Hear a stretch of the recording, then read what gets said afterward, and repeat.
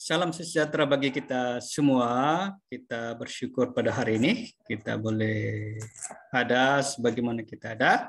Dan walaupun saat ini kita masih dalam suasana COVID-19, tapi diharapkan kita tidak patah semangat dalam belajar. Dan memang pelajaran kita saat ini masih online, secara daring. Mari kita tetap semangat ya. Dan pada pertemuan kali ini kita masih tetap membahas bab 1 pendapatan nasional, dan pada pertemuan hari ini kita akan membahas tentang pendapatan per kapita. Jadi pertemuan hari ini kita akan membahas tentang pendapatan per kapita.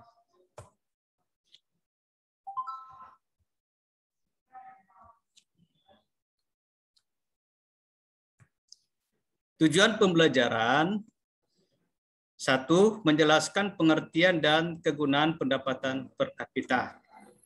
2. Menjelaskan hubungan pendapatan nasional, penduduk, dan pendapatan per kapita. 3. Menjelaskan perbandingan pendapatan per kapita. Pendapatan per kapita merupakan indikator yang digunakan secara luas untuk mengukur tingkat kesejahteraan suatu masyarakat. Meskipun demikian, harus diakui bahwa tingkat kesejahteraan suatu masyarakat yang diukur dengan menggunakan indikator pendapatan per kapita mengandung beberapa kelemahan karena hanya memberikan indikator rata-rata.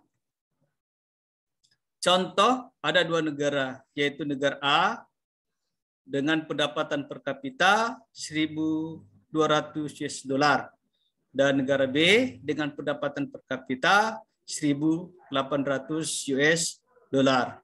Pertanyaan, apakah penduduk di negara B lebih makmur dari negara A? Jawabannya, belum tentu. Mungkin saja pada negara B, sebagian besar pendapatannya hanya merupakan buruh dari 20 usahawan tersebut.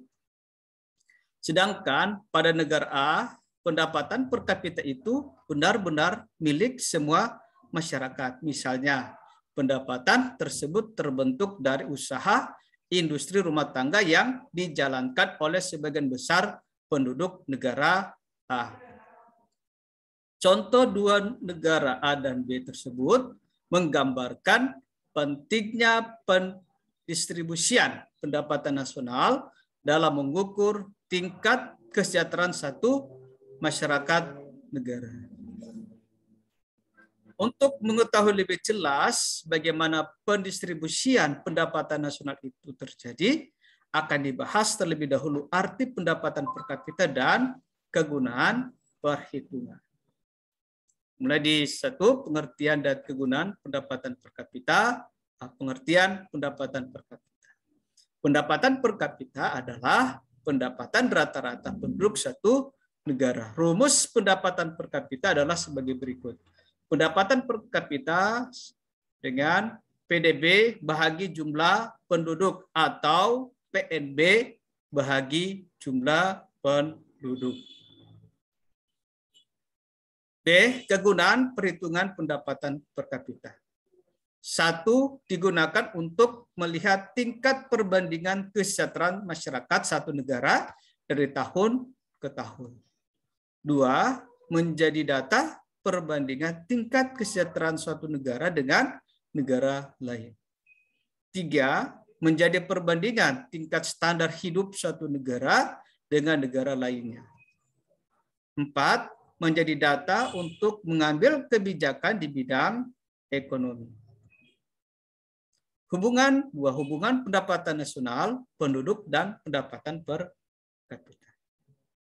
Jika pendapatan nasional sebuah negara tinggi tetapi jumlah penduduk juga besar, pendapatan per kapitanya akan rendah. Sebaliknya, walaupun pendapatan nasional rendah tetapi jumlah penduduk kecil, pendapatan per kapitanya mungkin tinggi.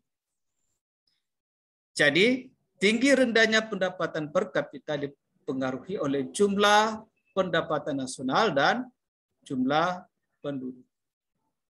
Dari pernyataan tersebut dapat ditarik kesimpulan bahwa besarnya jumlah pendapatan nasional, jumlah penduduk, dan pendapatan per kapita adalah 3 aspek yang saling berhubungan.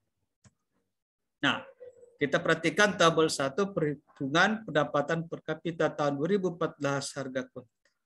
Bila di sini negara Indonesia PDB per tahun ini dalam jutaan US dollar 888,5.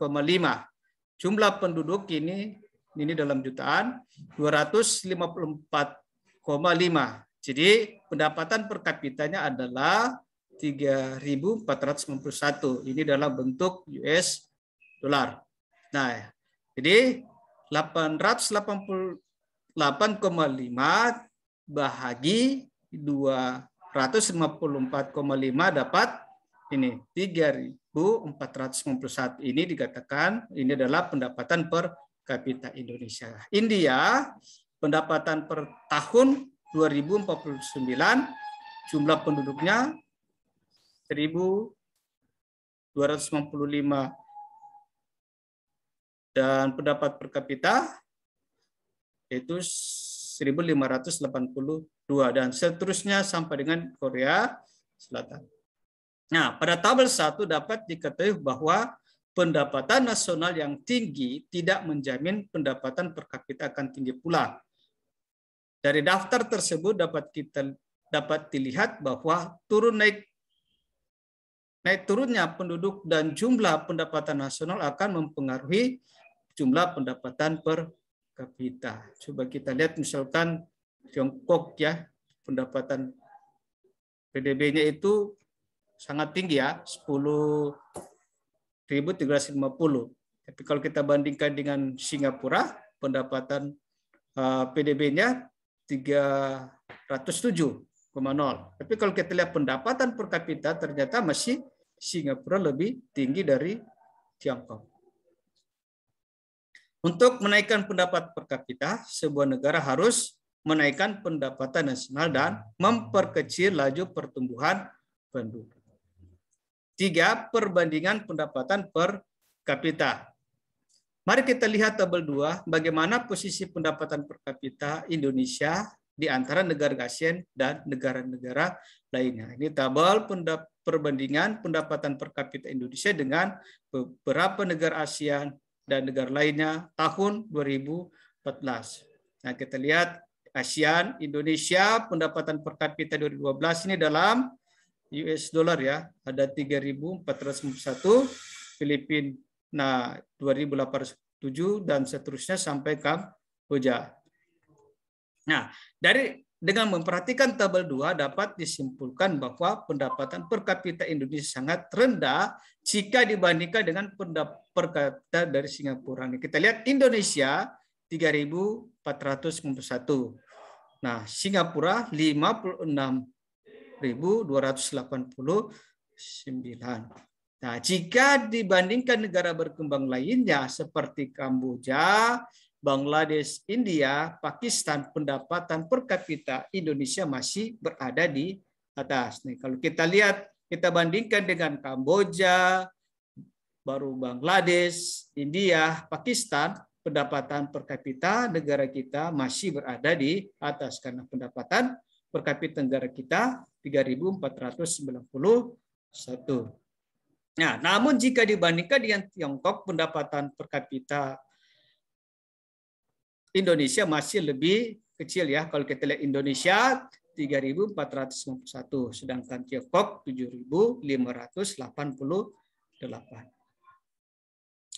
Pengelompokan negara-negara di dunia menurut Bank Dunia.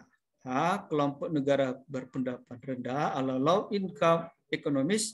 Negara yang termasuk dalam kelompok ini adalah negara yang memiliki pendapatan per kapita kurang dari 1.045 US dollar. B. Kelompok negara berpendapatan menengah bawah lower middle income economy. Negara yang termasuk dalam kelompok ini adalah negara yang memiliki pendapatan per kapita 1.046 US dollar sampai 4.125 US dollar. C. Kelompok negara berpendapatan menengah tinggi atau upper middle economic, yaitu negara yang termasuk dalam kelompok ini adalah negara yang memiliki pendapatan per kapita $4.116 sampai $12.736.